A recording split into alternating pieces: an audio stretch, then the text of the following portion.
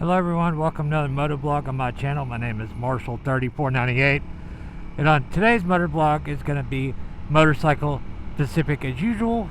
And today's about another new bike that's been released at EICMA recently in Italy, I believe it is. And that bike is exciting for Suzuki and bigger dual sports fans. Suzuki has finally updated the DRZ-400 with all the modern features that you would expect. LED lighting front and rear, LED turn signals front and rear, fuel injection finally, ABS that is off-road tunable. You can turn it off or you can put it in a rear ABS, and then 3 riding modes from what I can tell: a regular, just normal riding mode, unrestricted basically, a rain, and a gravel riding mode.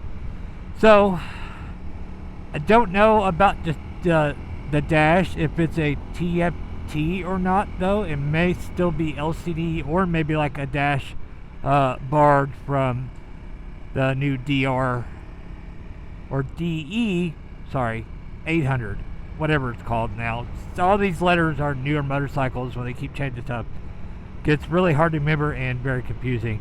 Sorry if I screwed that up.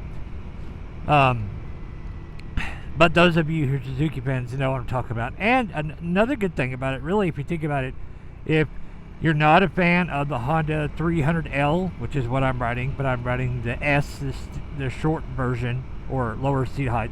If you're not a fan of that because you think the bike's underpowered for what you want out of it, you think the suspension is garbage, you don't want to throw another $1,500 in, suspension mods front and rear, including in that budget of all the other things that everybody adds to a dual sport, then you could just buy the DRZ, have a bike with more power.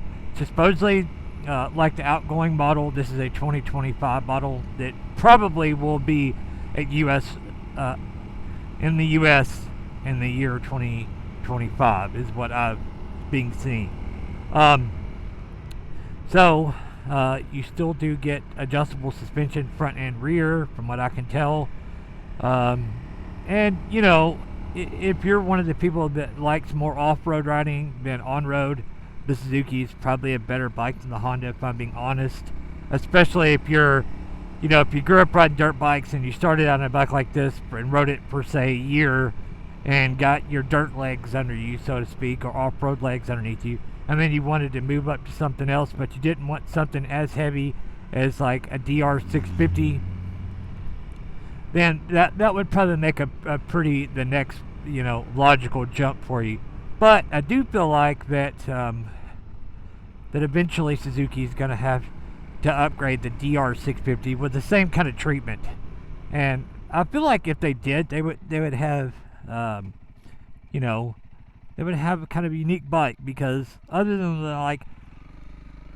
the KTM 690 Enduro R, there's not really, another big bike like that other than the Honda 650 XL, which is severely outdated, even worse than the Suzuki, in my opinion. But I feel like if they did that, they would have a bike that, like I said, other than the 690, it would compete.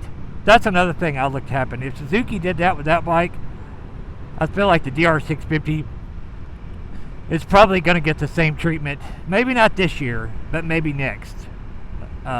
Because, you have Euro 5 Plus now of all these new bikes, and if it doesn't meet it, they can't sell it overseas. And, I don't know how popular those bikes are overseas. But it should help them sell more bikes, is what I mean, everywhere around the world, if the DR650 gets the same treatment as a DRZ. That's kind of what I thought. Like, if they're willing to put that much money in a total redesign, well, not a total redesign, but a significant redesign of that, then why wouldn't they do the same thing for the DR650? Because that kind of makes logical sense to me. If you're going to do it for one, why don't you do it for both? But the DR is probably a great dual sport for those who love it. It's probably, like I said, it's probably more off-road biased than a smaller bike like this. Just the fact that it's more kind of on edge, because it makes more power. The suspension's better, so it's less forgiving, maybe. But you know, if you're someone who rides, you know, only 20% on the road just to get to the trails, then it's probably a good fit for you. I feel like if you want to make a jump from this bike, I'm riding like the 300L. I feel like the DR650 is a better all-around bike. I think DR is still pretty light, 650. Or sorry, bleh, I totally got that wrong. I was thinking 650, so I said 650 in the weight, and it does not weigh that. It's like 360, which is just a little bit heavier than the bike I'm riding. The bike I'm riding, the Honda 300L, it's like 320, so just a little bit heavier, but not so much. But you get, you know, almost 20 more horsepower out of the DR650, which is a pretty significant jump, which probably makes the bike, you know, I wouldn't say it makes it highway capable, but it definitely makes it more highway capable than this is. And you could ride this bike on the interstate. You know, it's got enough power to do 70, 75 on relatively flat ground, but it's so light. I just feel like you'd get blown around to death. Now, you know, could you commute on it for say 15 or 20 minutes on the interstate? Yeah. Well, there's deer right there. I literally thought that was a statue, and there's two of them right there. There's always deer around this area this time of year. You really have to watch out, you know. Granted, it's 4 o'clock, so in an hour, sun will be starting to set, so I kind of need to watch it now for deer anyway.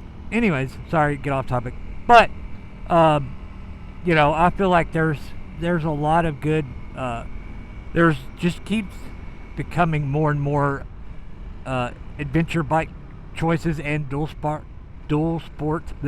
bike choices that it's really just like, just pick one, you know. Some are better than other things than others, and some are you know, are better than others, and you just kind of have to find out, you know, what you want. I'm trying to find my, there it is, sun visor on this helmet. But you just have to figure out what works best for you, and you know, if you try it, and you know, if you buy the bike and you try it out and you ride it for a year and you don't like it, yeah, you're gonna lose money. Asking me how I know that, but you know, you can maybe use that on the adventure bike on the dual sport to try to figure out what you want more about the bike too, and you get a better bike in the end as a whole. So on that, guys, while I'm stuck behind these people barely doing the speed limit, I won't bore y'all to death with this scenery. If you've not already done so, please subscribe, leave a comment down below. Don't forget to give the video a thumbs up. Still trying to grow the channel, but we're really here lately. We're stuck at like 1,600 subscribers, and it just doesn't grow anymore. Maybe it's me, I don't know. Maybe my content is terrible, I don't know, but I do my best. So on that, guys, ride safe and have fun. We'll see you on the next one. See ya.